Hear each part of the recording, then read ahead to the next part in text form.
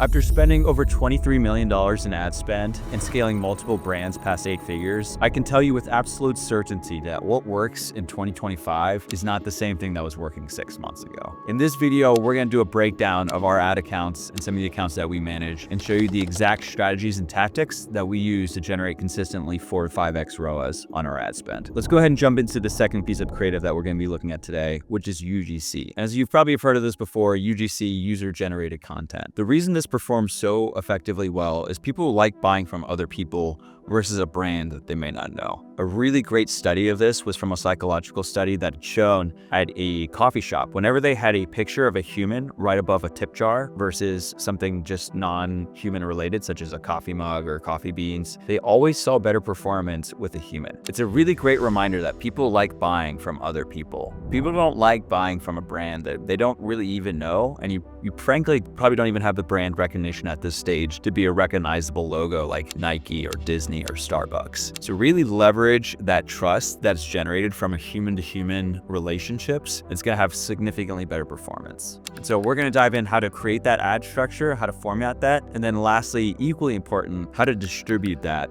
namely through whitelisting ads where we're seeing really outsized performance. And so the key thing for UGC content is the trust factor. Very often with UGC, you'll see content in this type of style of talking directly at the camera, directly to the end user. And this is really effective. You're generally doing things like discussing pain points, presenting solutions, or talking about feature benefits. I encourage you to experiment around with all of these. Pay particular attention to your hooks and what type of angles and messaging is ultimately getting those strong hook rates or conversion rates and click-through rates. But the key thing here to focus on is that human-to-human relationship and letting that relation develop from talking directly to a person versus hearing product features and benefits. And the hook is going to be really critical here, like I mentioned. Let's look at a quick example.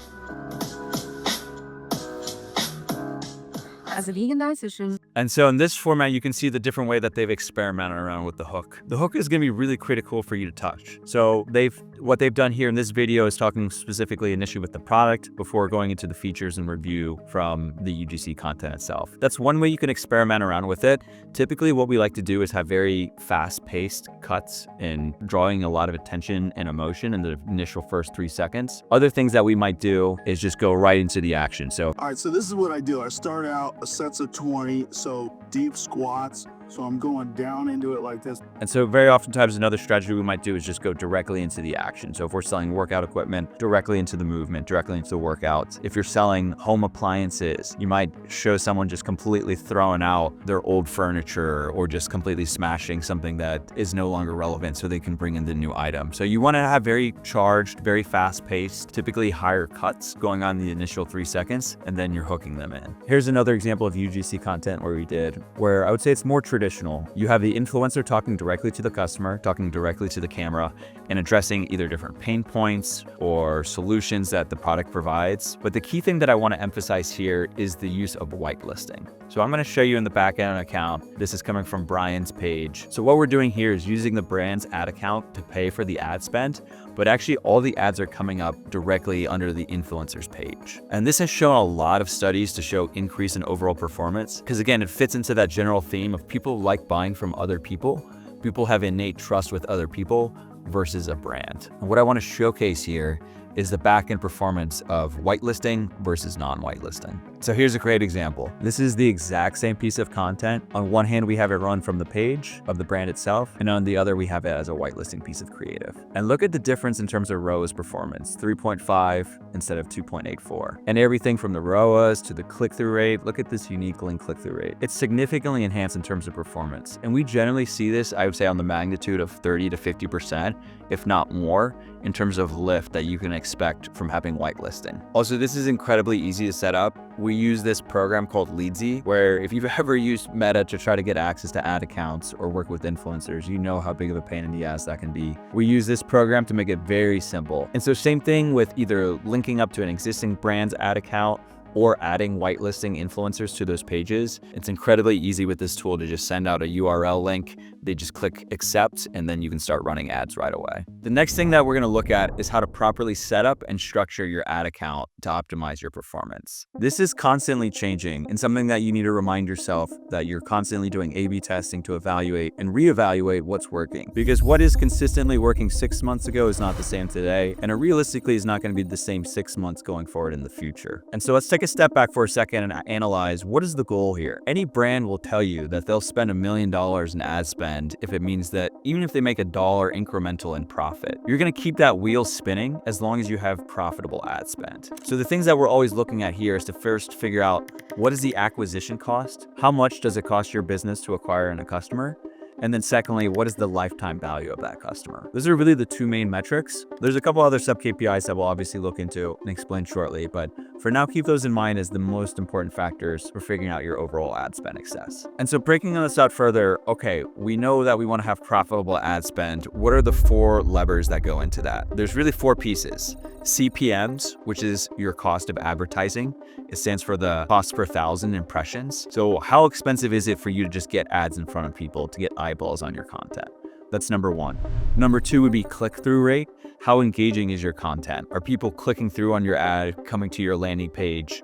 Are they going through your funnel or just seeing the content and scrolling by? So that's number 2. Number 3 would be conversion rate. After someone clicks through into your content, what % of those people are actually converting and making a purchase? And then lastly, number 4, all of that is multiplied against your AOV. How much are you ultimately selling products for? If your product is $20, could you potentially bundle it and create a better offering to change it to $50? If that's the case, then your ad creative and all your existing targeting can be exactly the same. But now, just because your average order value has increased, the profitability margin on your product has just completely transformed. So really focus on those 4 levers: CPMs, CTR, CVR, and AOV. The thing that I want to emphasize in the video today is how important it is to keep your CPMs low. And this is often where I see people screw up in wanting to get very specific and granular with the targeting they're doing in the back end. And the results are we frankly just see broader targeting specifically perform better. So let's look at a couple of examples. I'm going to show you the back end of how we structure ad account. And the big piece here to remember is that Meta very often is way better at you for figuring out your ideal customer.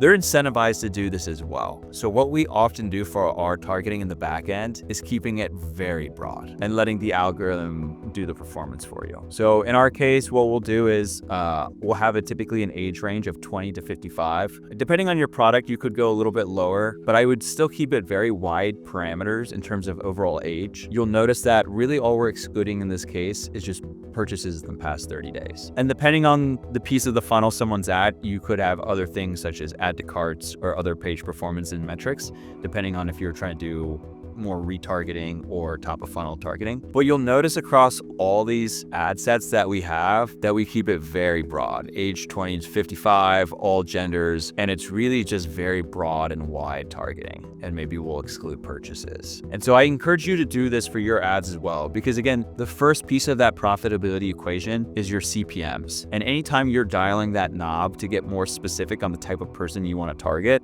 versus letting Facebook do it for you, you're just increasing your CPMs in the results. A really great example of where I see this play out is with Shop Play, for example, where you can actually use Shopify's ad sets and audiences. Generally, these do have better performance, but I almost always see the CPMs higher on these. And so they don't have as long of a longevity and life cycle, and they usually end up being less profitable versus the broader targeting. Okay, so we've talked about creative content, and we've also talked about how to structure your ad account. Lastly, let's bring all the pieces together for how to structure and optimize your funnel. So I always like to think of one of the most important pieces for paid ads is your top of funnel. Bringing in new people to your ecosystem who have no idea who you are and who have otherwise never heard of your products and services. This is going to be the lifeblood to your problem, because very oftentimes what I see with brands that are trying to push towards 8 figures is they haven't figured out their top of funnel strategy yet. And that's usually the key piece to unlock this new customers that you want to tap into. Something to keep in mind throughout all of this is that obviously these numbers will fluctuate slightly between accounts, but in general, we typically spend around 10% of our ad spend on retargeting and 90% on that top of funnel new traffic. So I want you to keep that in mind, is that this is really the most important piece for as you get sales and grow your business is those new customers that are coming in and making purchases or just entering into your ecosystem. So the thing that I want to go through here is the full funnel, which we're talking about some of the things that we went through. So the problem agitation solution framework, utilizing UGC, utilizing whitelisting. But the piece that I want to connect it back to is ultimately the website experience in your funnel itself and how you just present someone with a new product. So let's go ahead and look at some specifics. What I want to look at here was with one of our ad accounts, we had some promotion from Joe Rogan talking about the products. And as you can imagine, this is a highly influential figure. This was actually not a paid endorsement. And so we had some promotion from that. And we wanted to fully leverage that. So what does that look like? First of all, just see the overall performance and okay, we have something that's working here. We have above average thumb stop ratio, watching time. So what we immediately did was start testing and experimenting around with different hooks. Initially, you don't know who this person is, you just see feet. So we started testing out variations of going directly with Joe Rogan's face, something a little bit more recognizable, especially with audio. Very oftentimes people are watching ads in mute without audio. And so even though this content had his audio in the background, if you're watching it just like this, you wouldn't have any realization. So what we did here was start testing around with the hooks. And the other thing we did after testing and experimenting with the hooks is let's have a full funnel and page built around this specific type of content. So what we did was go through some mock-ups first to get some concepts together as far as content, put it together, and you'll notice that this doesn't look like a sales pitch. Someone's coming to this for the first time, they're not getting the impression of being sold something. Instead, it's just talking about a workout routine, how you too can train like Joe Rogan. So again, going back to that problem agitation framework, this is a potential solution. You can start training and working out very similar to Joe, who many people recognize as being an authority figure, and in other areas that might be of interest. And so you'll notice that this page isn't really telling you buy our workout equipment. Instead, what it's doing is just going through a popular workout routine of a famous influential figure.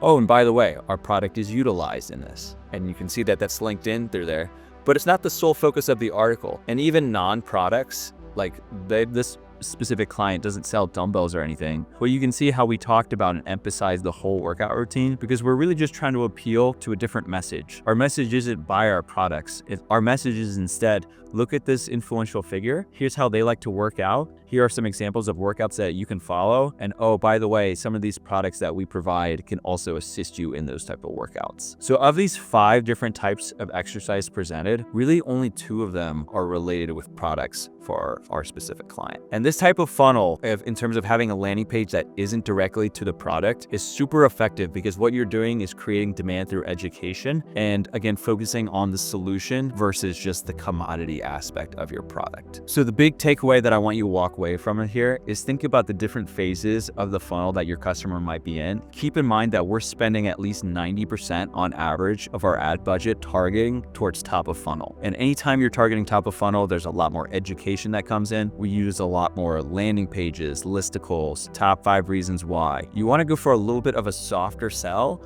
and really focus on the solutions that your products or services are providing. So now that we've walked through some of the strategies that we've used to grow brands to 8 figures and beyond, you have 3 options at this point. Option number 1 is to just ignore everything we did in this video and continue doing things as you have been and get similar results. Number 2, you could try to implement a lot of these strategies on your own and go through the trials and tribulations of learning like I did. Or number 3, reach out, click on the link below and apply, see if you're a fit, and we'll help transform your ad strategy to take you to 8 figures and beyond in 2025. Like and subscribe for more videos like this. Look forward to seeing you on the next video.